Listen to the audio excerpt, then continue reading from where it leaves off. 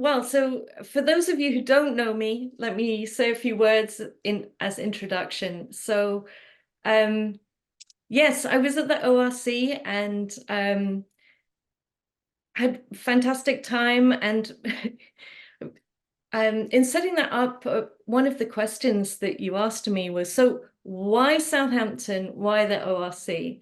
And gosh, it was a long time ago, more than 30 years ago, but Southampton has a fantastic reputation and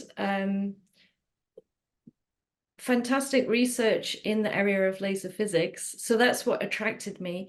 And then I was there at 1989, which dates me. But some of the other context around what was happening at Southampton at the time, that's the year that the ORC was funded and was started. So Southampton was a really exciting place to go, but there was a lot going on in terms of research, but also a lot of building happening. So for the first year, it was very loud, a lot of construction work, but it's definitely paid off. So after doing my PhD, my intention was to go out into industry, but nothing in life ever goes as we plan. And I think that's one of the learnings I'd like to share is you can't prepare for every turn of events. So I timed my graduation perfectly with a significant recession, not just in the UK, but all of Europe. So things did not look very promising for getting a job in industry. And so I had in parallel been applying for research grants, and I was very, very lucky. I think I encourage everyone to make your own luck by creating as many opportunities as possible in life. And I was lucky in this case because one of those opportunities came through for me. And I went to do a postdoc at Stanford. And that it brought me to America, which was very exciting. And it put me in the middle of Silicon Valley, which has turned out to be a wonderful experience. And it's given me an opportunity to do research in industry and also from there move on to do business in industry and to work at some very interesting companies. So over the past 30 years, I've worked in a number of different roles at different small and large companies, most recently at Meta, obviously a very large company. So I went to Facebook in 2014 and was responsible for helping direct their optical technology. And that was a great time. One of the things I liked best about Meta was, well, I think it's Meta, right? So it's a hyperscale data center, social media company. It's very exciting. But what was particularly wonderful about the role was I was able to have a lot of impact. And I think having impact and feel like you're being useful is what we're all looking for in our different ways. And so for me, it was a really good time. But then it was time for a change. Working at a big company is one thing, but I was looking for some more flexibility with my time and looking for more creative ways to be useful.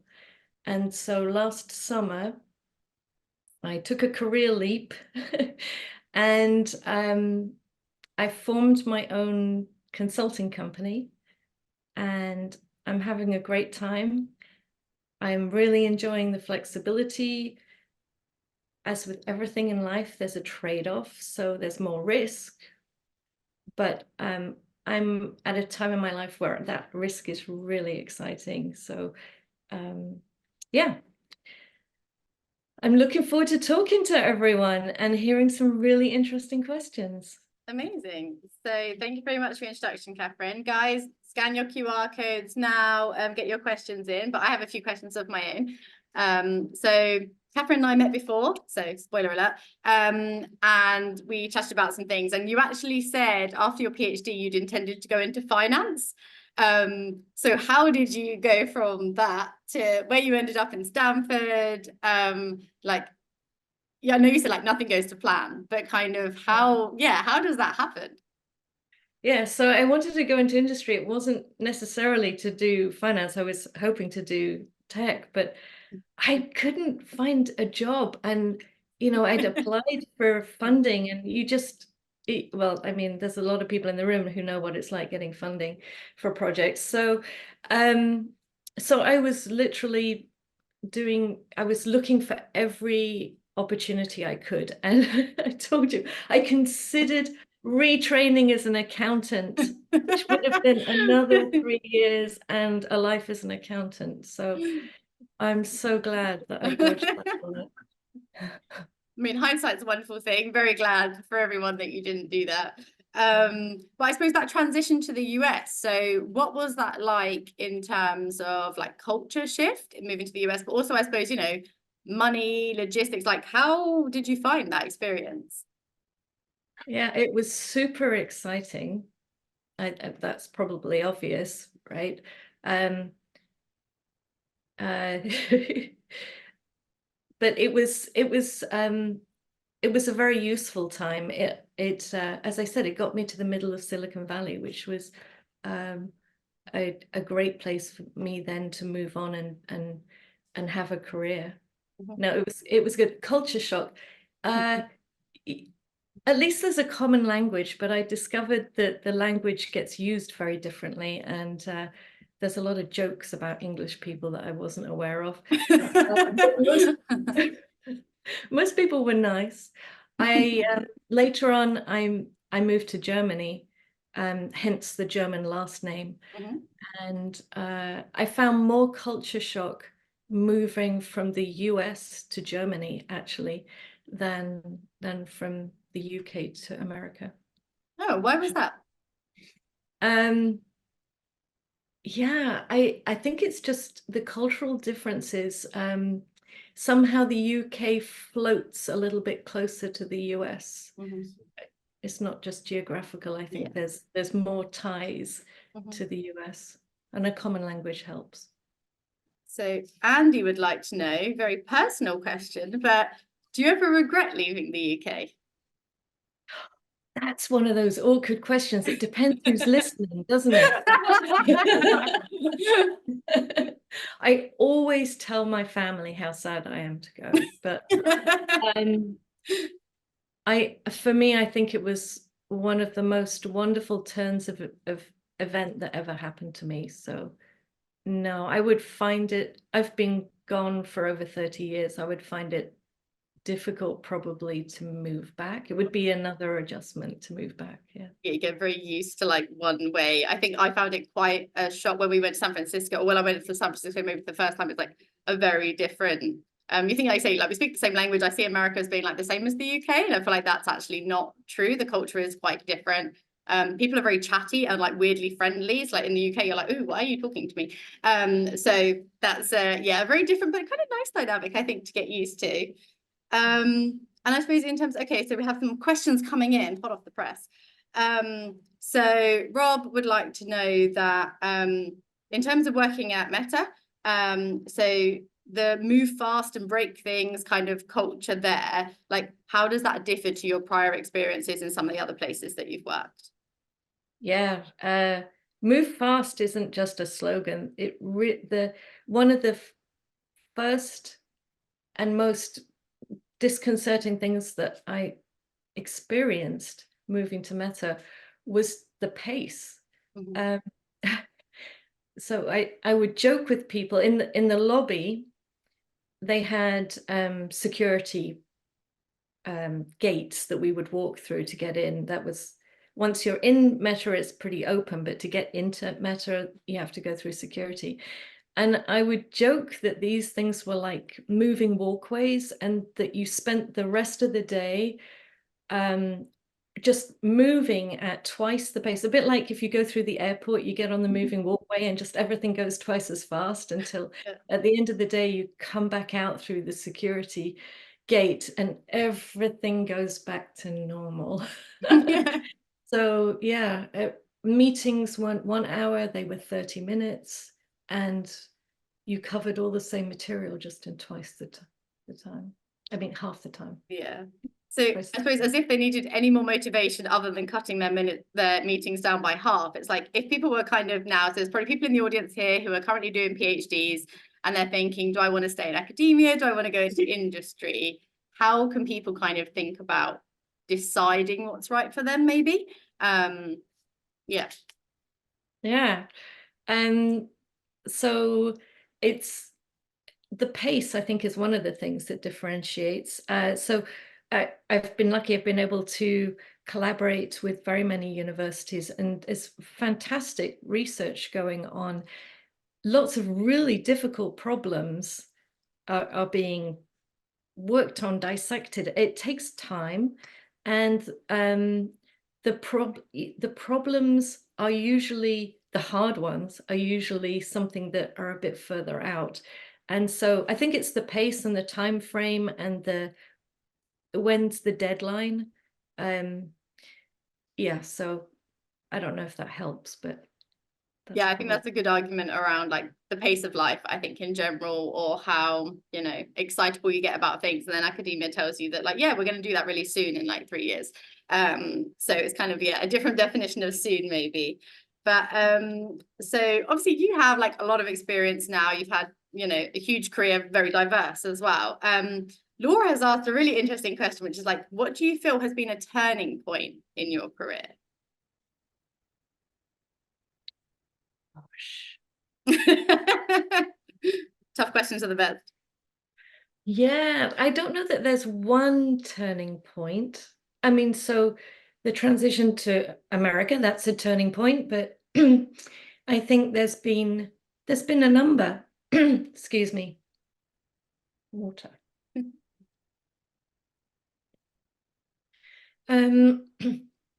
Moving to America was one. It's not just moving, but I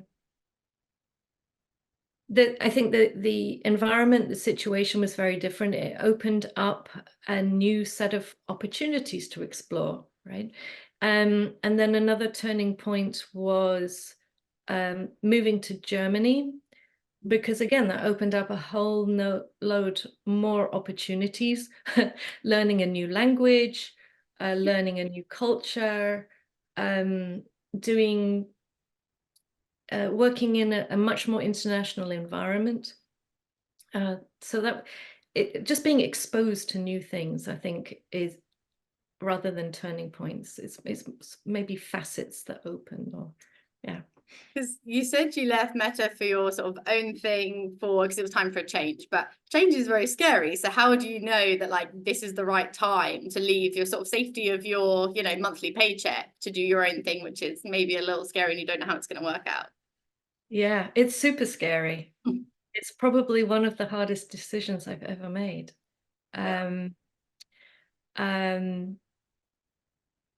But it's been worth it. And I think it's part of understanding what you want next, right? What is it that you're looking for? I realize that's probably one of those things was like, yeah, how do I always know what I want? No. But the pace is exhausting, right? So there's always a pro and a con. So yes, it's fun, it's exciting, but after 10 years of doing that, I was exhausted. It was, you know, time to take a breath and think about what I really want to do. I think that's nice actually, because I think after obviously speaking to you, so Dan has asked like, what skill has carried you through all your roles, regardless of company and industry? And I suppose this is where it's like all the things you learn that you now think, actually, I could kind of do my own thing now because you have so much industry expertise. Yeah, so one of the things that I'm enjoying at the moment, I got to do some of this at Meta. It was the ecosystem building and industry shaping through collaboration, when I was at Meta, I would work with the other hyperscale data center users and try and get some coordination between the different technology strategies, because it would help all of us. So that I'm doing a lot of that still. So I don't know how to describe it, but it's an unexpected skill set that is actually very applicable to the consulting work I'm doing at the moment. Because I guess, so you said you did your PhD in like 1989, you've seen the whole change in the industry, how it's grown, and obviously within that time between now and then, it's like been so dramatic. So you've probably seen like the height of this like technological advancements. Like, I mean, I suppose, what have you seen that's been like the most surprising or exciting, and like where do you think the next surprising, exciting thing is coming from? Oh, that's a wonderful question. The wildest ride of my career was JDS Uniphase, and the telecom bubble. And that sounds like it should be a really good novel, shouldn't it? So I've actually plotted this chart because it's hilarious. If you plot revenue from the or investment into telecommunications by the big telecom companies, none of them exist like this anymore, but Alcatel, Lucent, Nortel, Marconi, right, all of those. They invested into infrastructure for the internet, for .com. So .com and telecom were linked.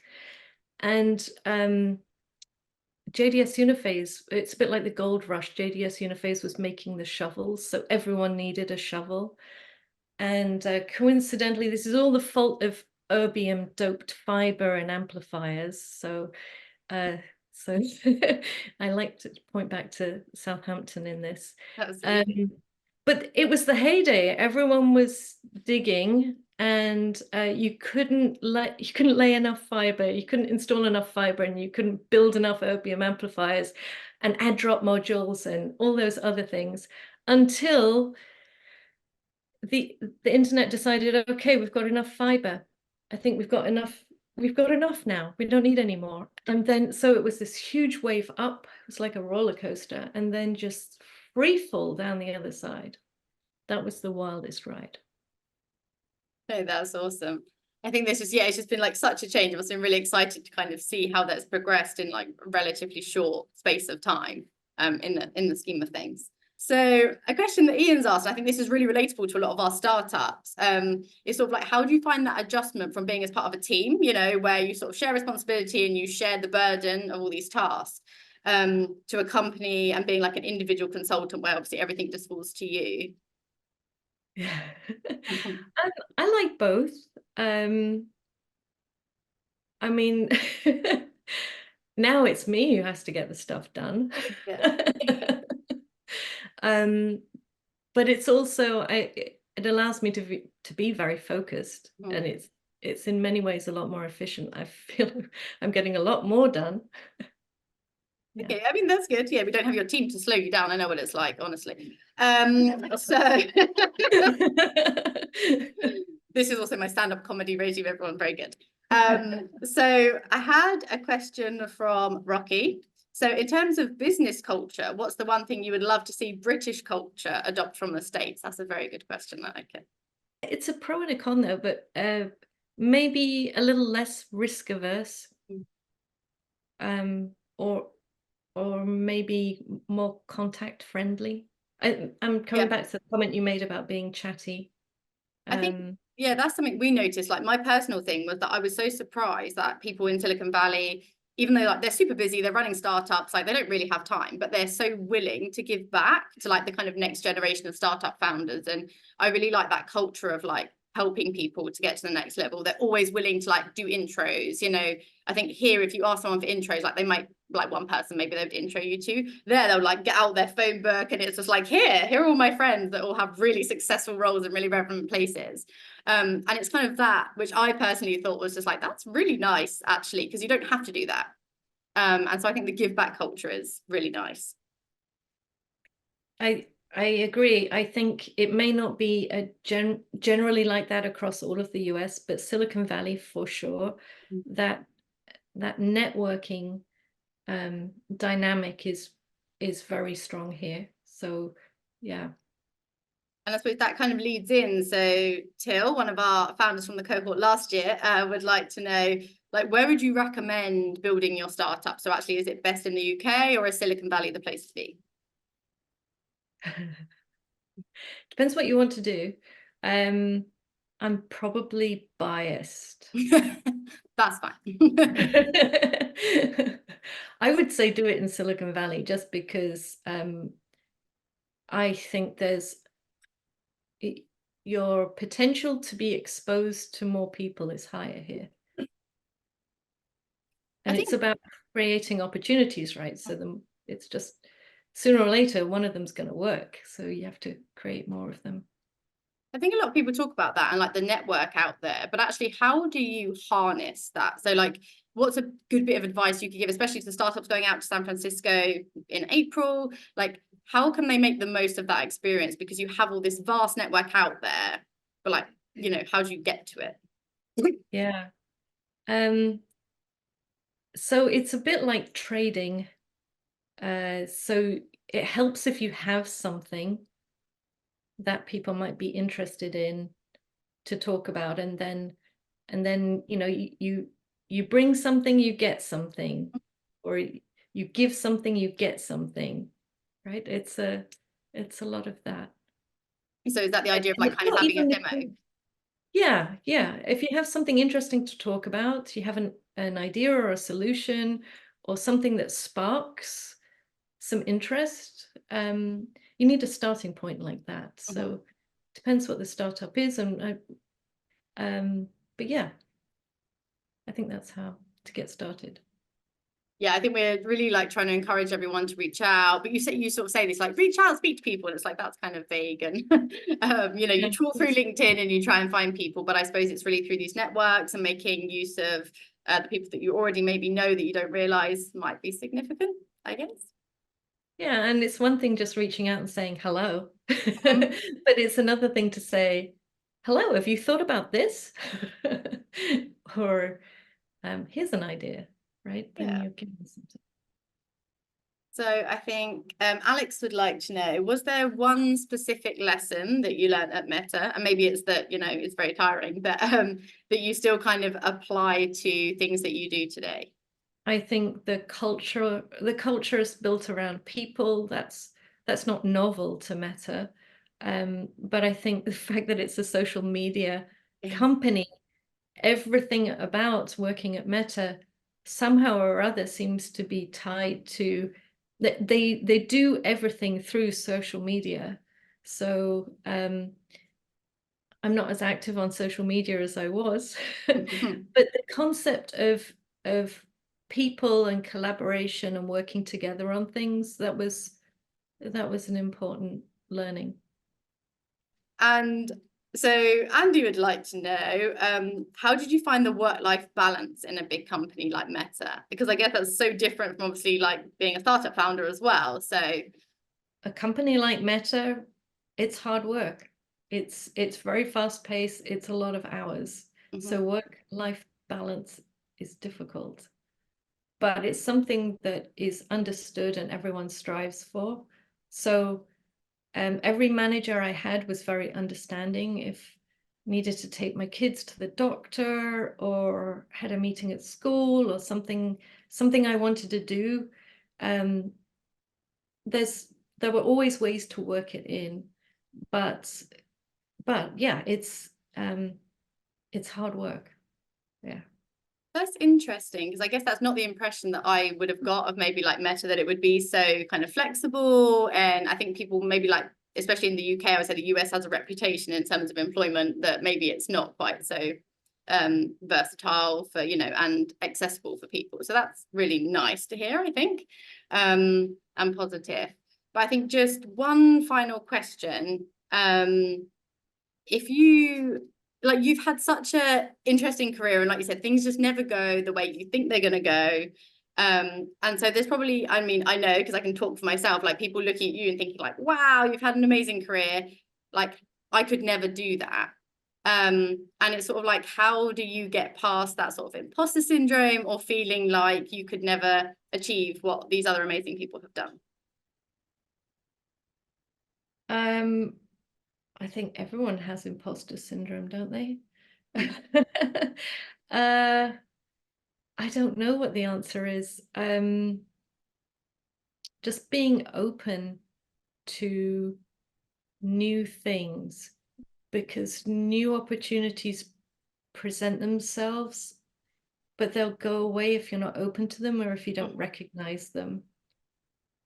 And then just being curious, right? If you see something or you hear about something, just being just a tiny little bit curious about it, enough to say, what's that? Can you tell me more about that? Yeah, you don't have to have all the answers or have a certificate to say that that's going to be the right job for you, because no one has that. Yeah, absolutely. Thank you so much for your time, Katharine. Really appreciate it. I'll turn it around to everybody. You can see them all clapping at you. Yay! Good to see everyone.